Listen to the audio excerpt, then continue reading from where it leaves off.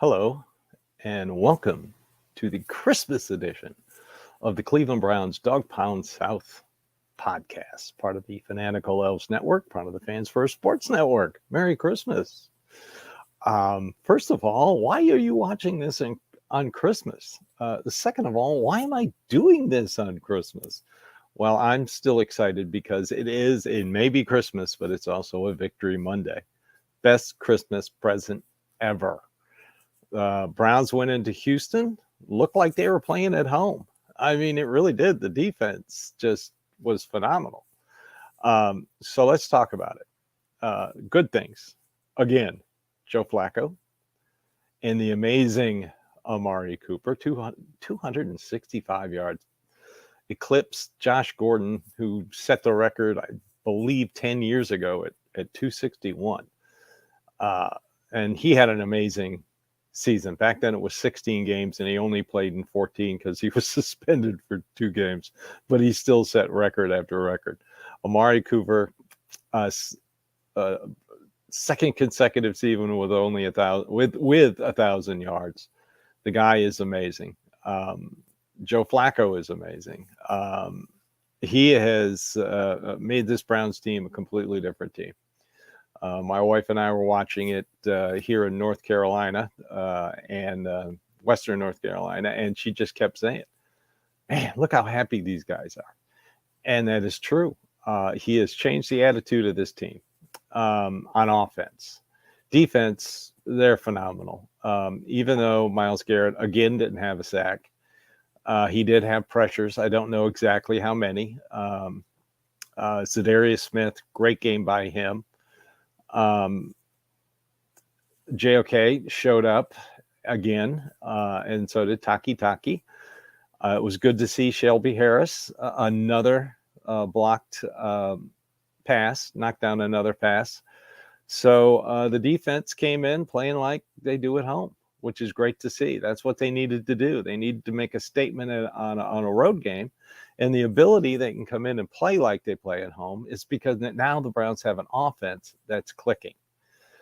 Of course, after the first drive, they got a little bogged down again. They have been doing that, but it didn't last very long.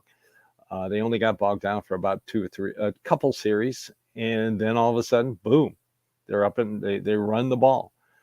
They're on I believe they started inside their 10. 5-yard gain, 10-yard gain. Then they put the heavy package in, and Nick Harris in the backfield. Everybody thinks they're going to run. They get everybody going one way. Joe Flacco rolls out the other way and hits Cooper for that touchdown. And before you know it, it's 14-0, and that's all this defense needs. So what? 22-7 at halftime because after that 14-second touchdown, special teams allowed a kickoff return for a touchdown. You could see it happen as soon as the gap opened at midfield. I told my wife, I said, he's gone. He's going to score. There was no one there. Bubba Ventrone will have to go back, and I guarantee you those guys are going to be in and watching that tape on special teams. And he's going to have a little discussion with them on how they cannot let that happen again. And then, of course, we lose our kicker, Dustin Hopkins, who is now only 3 points away from setting the all-time scoring record, surpassing the great Jim Brown. Hamstring, he's not going to be ready by Thursday. Looking at practice squads, usually that's where teams poach kickers from. There is no kicker on a practice squad. So before everybody gets upset for Andrew Berry for not having a kicker on the practice squad, there was only one kicker on a practice squad, and that was the Giants. And they called him up because Cade York, their regular kicker, who they just called up, was hurt. 0 kickers on practice squads. So they do this league-wide. The list of kickers isn't the greatest. Probably the best you're going to find out there is Zane Gonzalez. Now, just for a game, I would take him. This is a short week for the Browns.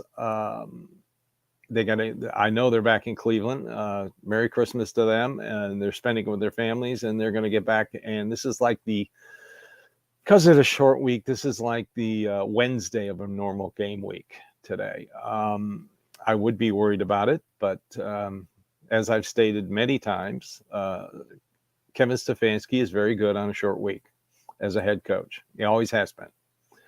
So I'm not worried about that. I'm worried about finding a kicker. And like I said, Zane Gonzalez looks like he's the best option they have. Hopefully, Bojorquez will be okay. He seemed to be all right. It's kind of precautionary. I saw him on a stationary bike during the game. So that tells me that they just didn't want him to hurt himself further. He should be all right to go by Thursday night. So it's just the care. Hopefully, Hopkins, who's going to have an MRI, it isn't anything serious, and we'll get him back for the last game of the season in Cincinnati. The Browns are 10-5. Merry Christmas again. I love it. They have a stranglehold right now on the 5th seed in the playoffs, the number 1 wild card seed, only because Buffalo can't win any tiebreakers. If the Browns win out and Buffalo wins out, Browns are staying right where they are, 5th seed. It's amazing to me that Kevin Stefanski is now undefeated versus the AFC South. He just beats them. And if they maintain their 5th seed, they'll have to travel to the AFC South champion. So that's looking pretty good. The Browns still have an outside shot at the division. It all depends on if San Francisco can beat Baltimore.